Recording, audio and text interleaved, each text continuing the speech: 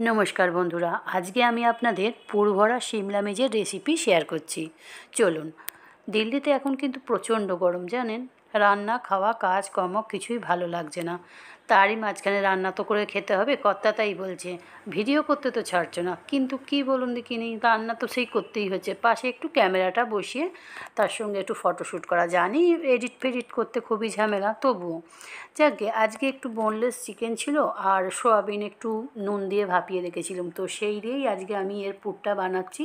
তার সঙ্গে নিয়ে নিচ্ছি একটু লঙ্কার গুঁড়ো, আদা রসুন আর টমেটো পেস্ট, এর মধ্যে দিয়ে একটু নাড়িয়ে চাড়িয়ে একটা আলু সেদ্ধ দিয়ে দিচ্ছি, আর তার সঙ্গে একটু ধনেপাতা। এইভাবেই আমি পুরটাকে বানিয়ে নিয়ে আর এরমভাবে শিমলা মির্চ কেটেছি, 3 টুকরো করেছি। কেউ গোটা রাখে, কেউ বা আধখানা করে করে, কিন্তু আমার এটাই ভালো লাগে। এইভাবে বেসনের সঙ্গে এটাকে কোটিং করে নিচ্ছি যাতে পুরটা না খোলে।